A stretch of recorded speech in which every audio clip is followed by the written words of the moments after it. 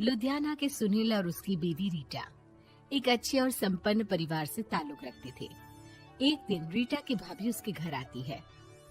रीटा, तुझे तो पता है तेरा भाई कुछ नहीं करता, ऊपर से 2 बच्चों की जिम्मेदारी, बेटी भी बड़ी हो गई है। तू तो बुआ है, कुछ मदद कर सकती है तो कर देना। कहाँ पैसे हैं भाभी, बस समझ लो किसी तरह हम लोग भी दिन काट रहे हैं। 2 ही तो कार है और मेरी बेटी भी बड़ी हो रही है।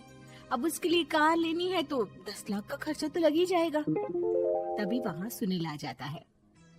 अरे शशि, क्या है, तू हमेशा पैसों के लिए परेशान क्यों रहती है? वैसे क्या जरूरत थी बेटी की शादी इतने बड़े घर में तय करने की? अरे पैसे नहीं थे तो ऐसे ही कर देती कहीं शादी। इतने बड़े होटल में क्यों कर रही है शादी? लेकिन यहाँ तो मामला शादी का है, डेट तय है। दरअसल तेरे भतीजे के पीएफ के पैसे आने हैं, पर उसमें देर हो रही है। जैसे ही पैसे आ जाएंगे मैं तेरे अकाउंट में डलवा दूंगी। ठीक है, हम लोग सोचकर बताएंगे। तभी वहाँ भतीजा आ जाता है। फूफा जी, आप लोग ही मदद कर सकते हैं, वरना तो कैसे काम होगा समझ में ही नहीं आ रहा। मैं वादा करता हूँ जैसे ही पैसे आ जाएंगे मैं आप लोगों को वापस कर दूंगा। हाँ भाई, ठीक है। अब देख भाई, हमारे लड़के तो सारा दिन घर पर पड़े रहते हैं, ना कमाते हैं ना कुछ कमाने की इच्छा रखता है। लेकिन चल, ये ले, कितने पैसे चाहिए? जी 4 लाख रुपए। ठीक है, लेकिन पैसे ध्यान से वक्त पर वापस लौटा देना। सुनील मुसीबत के वक्त बीवी के भतीजे की मदद तो कर देता है, लेकिन उन लोगों के जाने के बाद देख ले रीटा, तेरे मायके वालों ने मांगा तो दे दिया, वरना इन लोगों का मुझे कोई भरोसा नहीं है। अरे क्यों भरोसा नहीं है? इससे पहले तो कभी इन लोगों ने आपसे मदद भी नहीं ली। हाँ, ली तो नहीं, लेकिन पैसे की किल्लत ही रहती है ना इन लोगों के पास। अरे ठीक है ना, नहीं लौटा पाए तो भतीजे के ससुराल से निकाल देंगे। सुना है बड़े घर में शादी हो रही है। सुनील और रीटा पैसे तो दे देते हैं, लेकिन अगले रोज ही। हाँ भाई साले साहब, क्या हाल है? ठीक हूँ जीजा जी। क्या बात है, सालों बाद आपका फोन, जरूर कोई बात होगी, बताइए ना। अरे वो तेरी बड़ी भाभी आई थी, बेटी की शादी कर रही है ना, तो पैसे लेने के लिए मैंने दे दिए 4 लाख। सोचा भाई किसी गरीब की बेटी की शादी हो रही है, पुण्य मिल जाएगा। अच्छा किया जीजा जी, उनका बेटा बहुत मेहनती है, जल्द ही लौटा भी देगा। वहीं रीटा भी फोन करके हर किसी को पैसे देने की बात करती है। रीटा की भाभी शशि के पास उसके भाई का फोन आता है। तूने सुनील से पैसा लिया है क्या? नहीं भाई, सिर्फ बात की है, बोल तो रहा है कि दे देगा। वो लोग मदद करने वालों में से नहीं है, और मदद कर भी दे लेकिन समाज में गा गा कर हालत बुरी कर देते हैं। अब गाने दीजिए ना भाई, मैं क्या कर सकती हूँ, मेरे पास कोई ऑप्शन भी तो नहीं है। बेटी की अगले हफ्ते शादी जो है।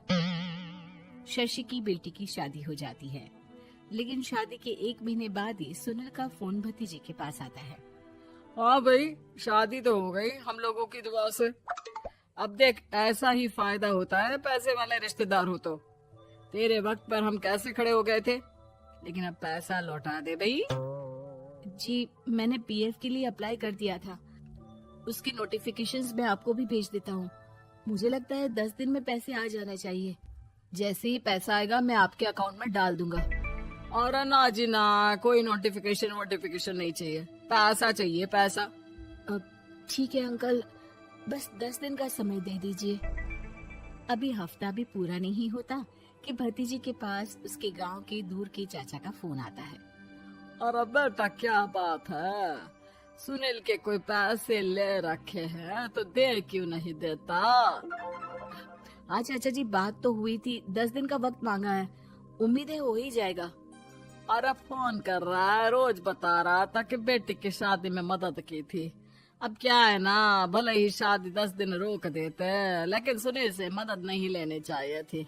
याद है ना, मधु की मदद करके कितना बदनाम कर दिया था उसने पूरे घर को सोसाइटी में।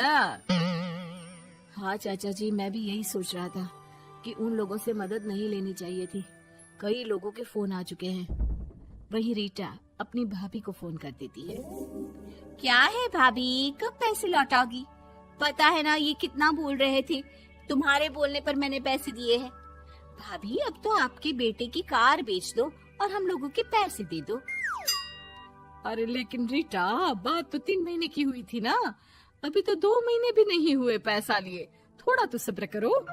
नहीं नहीं भाभी, वैसे मेरा बेटा टिक्कू आ रहा है आप लोगों के घर रहने के लिए, उसको अच्छे से खिलाना पिलाना, समझी? भाभी को समझ में नहीं आता कि वो क्या करे। वो बेटे से बात करती है। अरे माँ, इन लोगों से मदद लेकर सच में बहुत बड़ी गलती कर दी। मुझे खुद समझ में नहीं आता कि कैसे इन लोगों के पैसे जल्द से जल्द दे दूं। तभी डोरबेल बजती है और रीटा का बेटा टिक्कू घर में आता है। आओ बेटा, मामी के घर पहली बार आए हो रहने? आप पापा बोल रहे थे कि आप लोग पैसे का ब्याज तो दे नहीं पाओगे, तो तब तक मैं यहीं रह लूं। और हाँ, मैं एसी के बिना नहीं सो पाता। आप लोग अपना देख लेना और पैसे जल्दी लौटा देना, क्योंकि मैं थोड़ा जल्दी जाना चाहता हूँ। रीटा का फोन शशि के पास आता है। भाभी, पैसे कब तक दोगे? बेटी की विदाई के बाद शशि के घर का माहौल बिल्कुल बदल जाता है। वो हर वक्त बेटे से उसके पीएफ के पैसे पूछती, और पीएफ यानी कि सरकारी काम। आजकल में पूरा 1 महीना और बीत जाता है। भाभी, मैं और ये अमेरिका जा रहे हैं, घूमने के लिए पैसों की बहुत जरूरत है। रीटा, मैं पूरी कोशिश कर रही हूँ कि जल्द से जल्द पैसे का इंतजाम कर दूं, लेकिन पक्का नहीं बोल सकती। तभी सुनील का फोन भतीजे के पास आता है। देख माना 3 महीने की बात हुई थी पैसे लौटाने के लिए, लेकिन अभी मुझे पैसों की काफी जरूरत है। मैं अमेरिका जा रहा हूँ, तो पैसे मैंने किसी से ब्याज में पकड़ लिए हैं। तू हर महीने 4 लाख का 20,000 ब्याज डाल देना मेरे अकाउंट में। सुनील फोन रख देता है, लेकिन भतीजा काफी परेशान हो जाता है। वो ऑफिस से शाम को घर आता है कि माँ पूछती है, क्या हुआ बेटा? बेटा माँ को सारी बात बता देता है। माँ भगवान के सामने हाथ जोड़कर खड़ी हो जाती है और रोने लगती है कि तभी बेटे का मोबाइल पर मैसेज बजता है। माँ, पीएफ के पैसे आ गए। और वो ऑनलाइन ही सुनील के पैसे वापस कर देता है। भला हो भगवान का। लेकिन आज एक बात तो समझ में आ गई, मदद हमेशा उन लोगों से लो जो मदद के बदले आपसे मदद में दी गई रकम ही वापस लें, ना कि समाज में आपकी इज्जत।